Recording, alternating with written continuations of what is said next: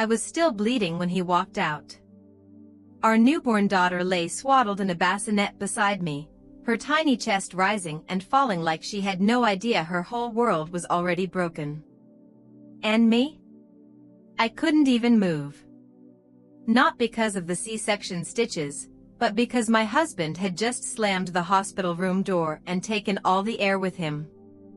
Why? Because I let the wrong person hold the baby first. I didn't plan it. I didn't even think about it. But one moment of misplaced comfort, one stupid decision, and I destroyed the one thing I thought was unbreakable. Now my marriage is in free fall, my best friend won't answer my calls, and I'm stuck asking the one question no new mother should ever have to whisper at 3 a.m. Whose baby is this really? Before I tell you what happened next, make sure you're watching this alone. You're not ready for how this ends. I was never supposed to be anyone's wife. Not really. I'm the kind of woman who eats peanut butter from the jar, forgets to call her mom back, and makes impulsive life decisions based on whatever podcast I'm listening to that week. But then there was Josh. Steady, patient, methodical Josh. He proposed with a yellow sapphire because he knew I didn't want a diamond. That's the kind of man he was, always listening, even when I didn't realize I was speaking. We got married after 2 years of quiet, functional dating. Nothing dramatic. No red flags. No shouting matches. Just grocery lists and forehead kisses. And then I got pregnant. It wasn't a surprise, we'd been trying. But what was a surprise was how badly I fell apart during it. Morning sickness that lasted all day. Prenatal depression that turned my world grayscale. Panic attacks over crib colors. Josh tried his best, but I could feel him getting smaller around me, like he didn't know how to hold the version of me I was becoming. That's when Eli showed up again. Eli, my ex from my chaotic 21 phase. The one who wrote songs about me and crashed on my couch for a month when he got evicted.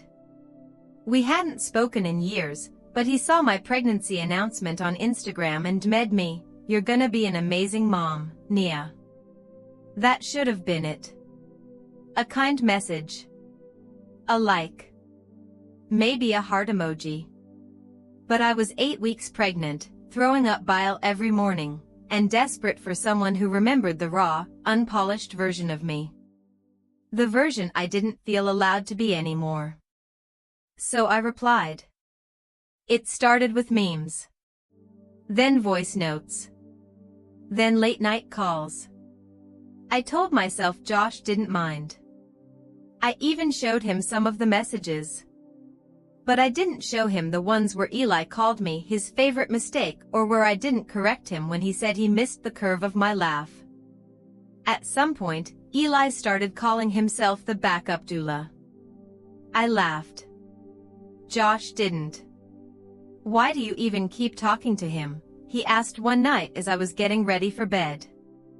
I was 23 weeks pregnant, my ankles were the size of grapefruits, and my patience was thin. Because he's supportive, I snapped. Because he asks how I'm feeling without needing to Google what round ligament pain is. Josh's mouth tightened. I'm trying, Nia. I'm not a woman. I can't always understand, but I'm here. Every night. Every appointment. I didn't say it then, but in my head I thought Eli would understand. Eli listens without needing a biology degree. That was the first real crack. The second came when Josh had to go to New York for a week-long architecture conference just 2 weeks before my due date.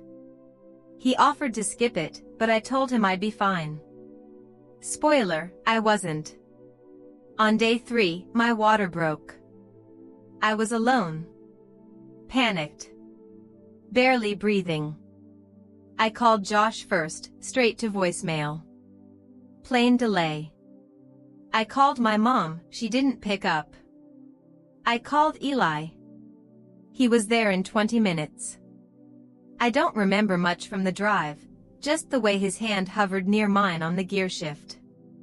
The way he whispered, "You've got this, baby girl," like we were 20 again and sneaking into dive bars. By the time Josh arrived, 5 hours later, breathless and soaked from running through the rain, I was already 6 centimeters and high on pain meds. Eli was in the hospital room, reading the birth plan out loud to the nurse. Josh looked like a stranger at the doorway, watching someone else live his life. "What is he doing here?" Josh asked, barely above a whisper. "He brought me," I said. "You weren't answering." Josh's eyes met mine, and I felt it, something break. Quietly. Cleanly. Like the soft snap of a wishbone. I didn't fix it. When the baby finally came, the nurse turned to me with a bundle in her arms and asked, "Do you want Dad to hold her?" She meant Josh. Of course she meant Josh. But I was exhausted. Dazed. And when I looked up, the only person close enough to reach was Eli. "Let him," I mumbled. "He's been here." The silence was immediate. Heavy. A vacuum. Eli looked stunned, but stepped forward. Josh took one step back. The nurse hesitated, looked at me again, then handed the baby over. Eli's eyes filled with tears as he whispered, "She's beautiful. Just like you." Josh didn't say a word. Not then. Not when the nurse wrote "Father Unknown" by mistake and I didn't correct her. Not when Eli fell asleep on the couch beside the hospital bed and Josh spent the night pacing the hallway alone. The next morning, Josh was gone. So was his overnight bag. And the ring he always wore.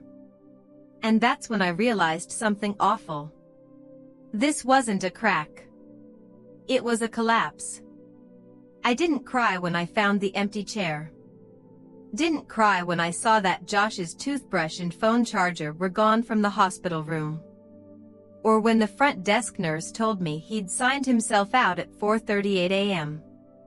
I didn't even cry when I had to call Eli to help me pack the diaper bag because I physically couldn't bend over after the C-section. But I did cry when we got home, and I realized Josh had taken the baby book. The stupid, half-finished baby book he'd started when I was just 8 weeks pregnant. With little notes to our unborn daughter in scratchy pen. Letters she'd never read. He took it. Like he was erasing his role in the story. "What's wrong?" Eli asked, standing in the doorway with a grocery bag full of almond milk and lactation cookies. "Nothing," I said, wiping my face. "Just tired." But the truth? I was terrified. Josh didn't call. Not that day. Not the next. And by the third day, when I finally worked up the courage to text him, it was too late. "Josh, please don't contact me right now. I need time. I'll reach out when I'm ready to discuss custody." Custody. The word hit like a punch. It wasn't just space he wanted. He wanted out. Eli stayed. Slept on the pull-out couch. Did 3 a.m. diaper shifts. Walked the baby in circles while I sat in the shower crying into a towel so she wouldn't hear me. He never said, "I told you so." Not once. But every time I looked at him, I felt the tension. The weight of unspoken history. The ghost of a night we never fully unpacked. And then it happened. 1 week postpartum. I was nursing in the glider chair, still sore, still stitched, still bleeding. Eli was sitting across from me, flipping through Netflix when he said it. "So, do you think she might be mine?" I froze. "What?" He kept his eyes on the screen. "You said you and Josh were fighting a lot around that time. And you and I mean, that night." You don't remember everything. I didn't want to go there. I couldn't go there. Eli, I was blackout drunk. You said nothing happened. I said we kissed. And then you passed out. I stared at him. So, nothing else happened? He hesitated. Just long enough. Eli. No, he said quickly. Nothing else happened. I swear. But the doubt had already planted itself like a splinter behind my ribs. What if? What if the baby sleeping in the bassinet wasn't Josh's? What if the reason she had Eli's dimples wasn't just coincidence? What if the worst thing I'd ever done hadn't even happened yet, because it had happened months ago, and I didn't remember it? When Josh finally came by to visit, he brought a legal pad and a manila envelope. He didn't ask to hold the baby. He sat on the opposite end of the couch, like he was afraid touching me would burn him. I'm asking for 50-50 custody, he said. But I want a paternity test before I sign anything. I laughed. Actually laughed. Are you serious? You think I cheated on you? He didn't laugh back. I don't know what to think anymore, he said quietly. All I know is that the moment she was born, you gave her to another man. And I've never felt more unwanted in my entire life. She's yours, Josh. Then prove it. I should have said yes. Should have agreed right then and there, just to end the spiral. But I didn't. I hesitated. And he saw it. He saw everything. The paternity test was scheduled for the following week. I told myself it was routine. Just a formality. But I started waking up in cold sweats. Started Googling things like how soon can a baby resemble their father and DNA test error rates. Eli tried to comfort me. Said I was being paranoid. That it was obvious the baby looked like Josh. But I remembered that night. Not clearly. Just flashes. His arm around me at the bar. The taxi. My apartment key in his hand. My bedroom door. A kiss. Then, dark. And if I'm being honest, I wasn't sure anymore. The morning of the test, I dressed my daughter in a pink onesie that said "Little Miracle" on the front. I held her close, kissed her soft forehead, and whispered, "Please don't break us." Josh didn't make eye contact during the appointment. He swabbed his cheek, handed over the envelope, and left without saying a word. Eli was waiting for me in the parking lot. "Do you think we're doing the right thing?" I asked, already knowing the answer. He didn't reply.